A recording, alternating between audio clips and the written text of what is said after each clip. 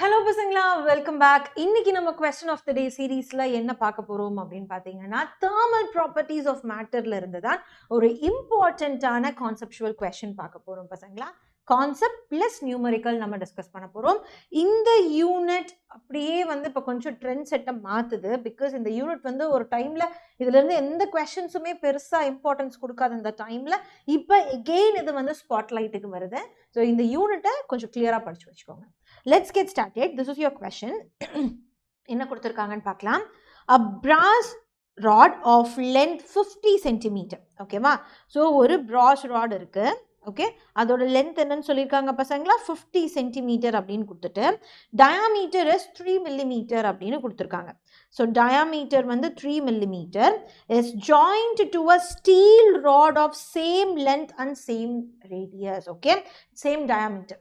அப்போ என்ன கொடுக்குறாங்கன்னா, இதை நான் ஒரு ஸ்டீல் ராடு கூட ஜாயின் பண்ணுறேன் அண்ட் அதுக்கும் என்ன பசங்களா டைமென்ஷன்ஸ் இதுதான் அப்படின்னு சொல்லி கொடுத்துட்டாங்க. அப்போ இதுலேருந்து நம்ம என்ன தெரிஞ்சுக்கலாம் அப்படின்னா, ஒரே மாதிரியான steel rod and brass rod இந்த மாதிரி கனெக்டிவிட்டியில் வச்சுருக்கோம். ஓகேவா? வச்சுட்டு what is the change in length of the combined rod? இதோட change in length at 250 degree Celsius. ஓகேவா? ஸோ 250 டிகிரி செல்சியஸில் இதோட கம்பைன்டு ராடோட லென்த் எவ்வளோ எக்ஸ்டெண்ட் ஆகிருக்கும்னு கேட்குறாங்க. ஓகேவா? ஸோ எவ்வளோ டெம்பரேச்சர் கொடுத்துருக்காங்க பசங்களா? ஸோ தே ஹாவ் கிவன் என்ன டெம்பரேச்சரில் T2 is equal to 250 degree Celsius அப்படின்னு கொடுத்துட்டு இதில் சேஞ்ச் இன் லென்த் எவ்வளவு அப்படின்னு கேட்குறாங்க. Okay, if the original length are at 40 degree Celsius. அப்போ ஒரிஜினல் லென்த் எவ்வளோவாக இருக்கான்? 40 டிகிரி செல்சியஸில் தான் இந்த மாதிரி 50 சென்டிமீட்டர் அப்படின்னு ஒரிஜினல் லென்த்ல இருக்கு. அதுலேருந்து 250 டிகிரி செல்சியஸ் நகர்த்துறப்ப இதில் என்ன இருக்குது பசங்களா, ஹீட் கொடுத்தோம்னா அது எக்ஸ்பேண்ட் ஆகும் இல்லையா? அப்போ எக்ஸ்பேண்ட் ஆகிறப்ப எவ்வளோ தூரம் நம்மளுக்கு எக்ஸ்பேண்ட் ஆகிருக்குன்னு கேட்குறாங்க. Okay, so is there thermal stress developed at the junction. ஸோ இதில் தெர்மல் ஸ்ட்ரெஸ் உங்களுக்கு கிரியேட் ஆகிருக்குமா அப்படிங்கிற மாதிரி கேட்குறாங்க. the ends of the rods are free. Okay, so நம்ம ரெண்டு ஆன்சர் பண்ணணும். ஒன்று தெர்மல் ஸ்ட்ரெஸ் கிரியேட் ஆயிருக்கான்னு பார்க்கணும், இன்னொன்று என்ன அப்படின்னா இதோட லென்த் என்ன அப்படின்னு பார்க்கணும். ஓகே, ஸோ பசங்களா இதோட ஆன்சர் என்ன அப்படிங்கிறத நீங்கள் கால்குலேட் பண்ண ஆரம்பிச்சிட்டிங்கன்னா வீடியோவை பாஸ் பண்ணிவிட்டு கமெண்ட் செக்ஷனில் இதோட ஆன்சர் எழுதுங்க. Now let us roll into the concept. அப்போ இது என்ன கான்செப்ட் மேம், எதை தான் நம்மளுக்கு இது சொல்ல வராங்க அப்படின்னா, வெரி சிம்பிள். நம்ம ஒரு ராடுக்கு அப்படிங்கிறப்ப என்னது பசங்களா, that is your 1 dimension, right? So ஒரு 1 dimension. இதுவே ஒரு ஏரியா இருக்கு அப்படின்னா அது 2 dimension.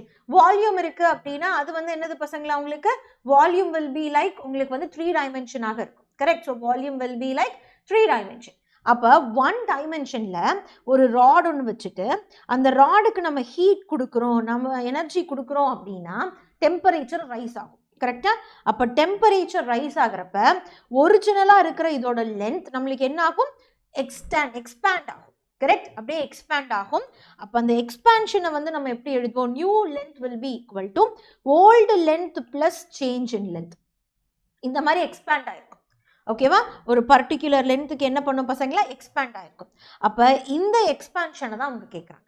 ஸோ டெம்பரேச்சர் சேஞ்ச் ஆகிறப்ப இன்க்ரீஸ் ஆகிறப்ப எக்ஸ்பேண்ட் ஆகிற மாதிரி நம்மளுக்கு டிக்ரீஸ் ஆகிறப்ப கம்ப்ரெஸ் ஆகும். ஓகேவா? அப்போ இந்த del L அப்படிங்கிறதான் கொஸ்டின்ல கேட்டிருக்காங்க. அப்போ இதை எப்படி மென்ஷன் பண்ணலாம் அப்படின்னா, del L can be written as old length into alpha into del T அப்படின்னு எழுதலாம். ஓகே, அப்போ ஒரிஜினல் லென்த் பார்த்தீங்க, இப்போ new length will be original length plus length into alpha into del T அப்படிங்கிறதா நம்ம எக்ஸ்பிரஷன். இங்கே உங்களுக்கு கொஸ்டினில் நியூ லென்த் என்ன அப்படின்னு கேட்கல, எவ்வளவு எக்ஸ்பேண்ட் ஆயிருக்குன்னு கேட்குறாங்க. அப்போ எவ்வளோ எக்ஸ்பேன்ஷன் அப்படின்னா நம்ம என்ன பண்ணணும் பசங்களா, இந்த ஃபார்முலாவை வச்சு யூஸ் பண்ணாலும் போதும். ஆனால் இப்போ நம்மளுக்கு 2 ராட் இருக்கு. ஓகேவா? we are having 2 rods. கரெக்டா? இந்த மாதிரி நம்ம கிட்ட 2 ராட் இருக்கு. அப்போ இந்த ராடும் நம்மளுக்கு எக்ஸ்பேண்ட் ஆகும், இந்த ராடும் நம்மளுக்கு எக்ஸ்பேண்ட் ஆகும். எப்போ? 40 டிகிரியிலிருந்து 250 டிகிரி செல்சியஸ் அது மாறுறப்ப கண்டிப்பாக எக்ஸ்பேன்ஷன் நடக்கும்.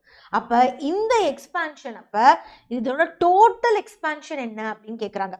அப்போ டோட்டல் எக்ஸ்பேன்ஷன் வேணும் அப்படின்னா expansion of steel rod plus expansion of நம்மளோட பிராஸ் ராட் அப்படிங்கிற மாதிரி இருக்கும். புரிஞ்சது இல்லையா? அப்போ இதுதான் உங்களோட concepts. Let's get started. And இந்த டெல் டி இருக்கு இல்லையா பசங்களா, இந்த டெல் டியை நீங்கள் என்ன சொல்றது கெல்வினாவோ இல்ல ஃபாரன்ஹைட்டாவோ கேன்சல் பண்ண தேவையில்லை. ஏன்னா del T is nothing but T2 minus T1. கரெக்டா? அப்ப டிகிரி செல்சியஸ்ல இருக்கிறதையும் சரி, நீங்க ஃபாரன்ஹைட்ல இருக்கிறதையும் சரி, இல்ல கெல்வின்ல இருக்கிறதையும் நீங்க மைனஸ் பண்ணீங்கன்னா ஒரே மாதிரி ஆன்சர் தான் கிடைக்கும். அப்ப இந்த இடத்துல உங்களுக்கு என்ன இம்பார்ட்டன்ட் இல்ல பசங்களா, உங்களுக்கு அந்த இடத்துல யூனிட்ஸ் எல்லாம் எதுவுமே பெருசா இம்பார்ட்டன்ட் கிடையாது. எப்ப del T ன்னு வரப்ப மட்டும். ஓகே, so del T ன்னு வரப்ப மட்டும். So let's get started. Coming back to the question, start பண்ணிடலாமா? ஓகே, அப்போ நம்ம இப்போ என்ன கண்டுபிடிக்கணும்? So we people have to find total length. So del L1 plus del L2 அப்படின்னு எழுதலாம். del L1 அப்படிங்கிறத நம்ம ஸ்டீல், நம்ம வந்து brass rod அப்படின்னு வச்சுக்கலாம். இதை நம்ம வந்து ஸ்டீல் ராட் அப்படின்னு வச்சுக்கலாம். அப்போ ஃபர்ஸ்ட் நம்ம என்ன கண்டுபிடிக்கணும் பசங்களா? brass ராடோட எக்ஸ்பான்ஷன் என்னன்னு கண்டுபிடிக்கணும்.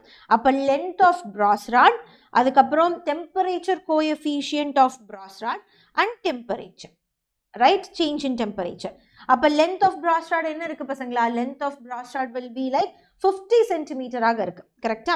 ஸோ 50 இங்கே எல்லாமே சென்டிமீட்டரில் தான் இருக்கு. So no need to worry, நீங்கள் அப்படியே சால்வ் பண்ணிக்கலாம். ஸோ 50 இன்டூ அடுத்தது என்ன பசங்களா கொடுத்துருக்காங்க? நம்மளோட டெம்பரேச்சர் கோஎஃபிஷியன்ட்டை பற்றி கொடுத்துருக்காங்க. கரெக்டா? ஸோ டெம்பரேச்சர் கோஎஃபிஷியன்ட் பற்றி கொடுத்துருக்காங்க அப்படின்னா தென் that will be என்னது பசங்களா? நம்ம brass rodக்கு 2 into 10 to the power minus 5. So temperature அப்படின்னா என்னது? T2 minus T1. அப்போ T2 வந்து நம்மளுக்கு என்னது? 250. கரெக்டா? So that will be 250. அப்போ 250 minus 40 அப்படின்னு கிடைக்கும்.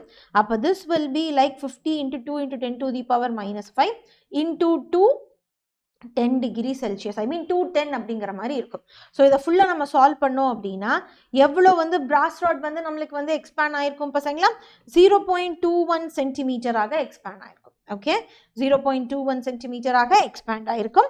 அடுத்தது பாருங்க, the next one is going to be நம்மளோட steel rod. So steel rod எடுத்துக்கிட்டிங்கன்னா same length of steel rod and temperature coefficient of steel rod and change in temperature. So இதுவும் வந்து என்னது? 50 சென்டிமீட்டர். ஓகே, சென்டிமீட்டரில் தான் நம்ம ஆன்சர் வைக்கிறனால பிரச்சனை இல்லை. இது என்னது பசங்களா? நம்மளோட ஸ்டீலோட கோஎஃபிஷியன்ட் என்னது? 1.2 into 10 to the power minus 5. இது 210. கரெக்ட்? அப்போ இதை சால்வ் பண்ணோம் அப்படின்னா we people will be getting என்ன ஆன்சர் கிடைக்கும்? So this will be like you will be getting it as 0.126 centimetre அப்படின்னு கிடைக்கும். அப்போ இதுதான் உங்களோட ரெண்டு சேஞ்ச் இன் லென்த். அப்போ இந்த ரெண்டு சேஞ்ச் இன் லென்த்தை கொண்டு வந்து இங்கே நம்ம சப்ஸ்டிடியூட் பண்ணலாமா? அப்போ 0.21 சென்டிமீட்டர் ப்ளஸ் 0.126 சென்டிமீட்டர் அப்படின்னு நீங்கள் ஆட் பண்ணுறப்ப 0.336 சென்டிமீட்டர் அப்படின்னு கிடைக்கும். அப்போ இதுதான் உங்களோட டோட்டல் எக்ஸ்பான்ஷன், ரைட்? ஸோ ஃபர்ஸ்ட்டுக்கு ஆன்சர் கண்டுபிடிச்சிட்டோம். செகண்ட் என்ன அப்படின்னு பார்த்தீங்கன்னா இதில் வந்து தெர்மல் ஸ்ட்ரெஸ் வந்து உருவாகுமான்னு கேட்குறாங்க. கண்டிப்பாக இதில் no. Okay, so thermal stress வந்து நம்மளுக்கு உருவாகாது. காரணம் என்ன அப்படின்னா இது வந்து ஃப்ரீ எண்ட். அப்போ ஃப்ரீ எண்ட் இருக்கிறப்ப தெர்மல் ஸ்ட்ரெஸ் உருவாகாது. ஏன்னா அதை எக்ஸ்பேண்ட் பண்ணி அந்த ஸ்ட்ரெஸ்ஸை தணிச்சுக்க முடியும். கரெக்டா? அதனால ஃப்ரீ எண்ட் இருக்கிறப்ப நம்மளுக்கு தெர்மல் ஸ்ட்ரெஸ் உருவாகாது. பசங்களா, நம்ம கண்டுபிடிச்சி இந்த ஆன்சர் கரெக்டா தப்பா அப்படிங்கிறத செக் பண்ணிடலாமா? So let's get started. So நம்ம இது கரெக்டாக ஆன்சர் கண்டுபிடிச்சிருக்கோம். Final answer is also correct. Thermal stress நம்மளுக்கு உருவாயிருக்காது. ரைட்? நீங்கள் சால்வ் பண்ண ஆன்சரும் நான் கண்டுபிடிச்சிருக்க ஆன்சரும் ஈக்குவலாக இருக்குது, கரெக்டாக இருக்குது அப்படின்னா மறக்காமல் சாட்டில் சொல்லுங்கள் பசங்களா. Let's get started. பிகாஸ் இன்னையிலேருந்து நீங்கள் படிக்க ஆரம்பிச்சிங்கன்னா தான் உங்கள் போர்ட்ஸ் ஈஸியாக இருக்கும். ஓகே, மறந்துடாதீங்க. அண்ட் அதே மாதிரி உங்களோட சீனியர்ஸ் யாரெல்லாம் நீட் ப்ரிப்பேர் பண்ணிட்டு இருக்காங்களோ அவங்களுக்கு நம்ம ஜைலம்ல நிறைய ஆஃபர்ஸ் வந்து இப்போ போயிட்டு இருக்கு பசங்களா. பிகாஸ் லாஸ்ட் மினிட் ப்ரிப்பரேஷன்ல அவங்க இருப்பாங்க. இந்த 5 to 6 months வந்து ரொம்ப இம்பார்ட்டண்ட்டான பீரியட்.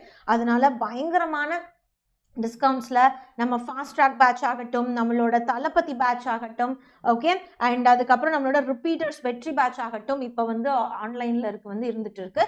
ஸோ இந்த ஆஃபர்ஸை நீங்கள் யூஸ் பண்ணி உங்கள் சீனியர்ஸ் எல்லாமே நீங்கள் வந்து ப்ரிப்பேர் பண்ணுறதுக்கு அவங்களுக்கு ஹெல்ப்ஃபுல்லாக இருக்கும் பசங்களா. So let them. Okay, yes. So finally இன்னைக்கு நம்ம கொஸ்டின் ஆஃப் த டே சீரீஸை பார்த்து முடிச்சாச்சு. யாரெல்லாம் இன்னும் சேனலை சப்ஸ்கிரைப் பண்ணலையோ சப்ஸ்கிரைப் பண்ணிடுங்க. செஷனை லைக் பண்ணி உங்கள் ஃப்ரெண்ட்ஸுக்கு ஷேர் பண்ணிடுங்க பசங்களா. அண்ட் இந்த QR கோடை ஸ்கேன் பண்ணி நீங்கள் நம்ம வாட்ஸ்அப் கம்யூனிட்டியில் ஜாயின் ஆகிக்கலாம். Okay, yes. So take care everyone. Have a great day.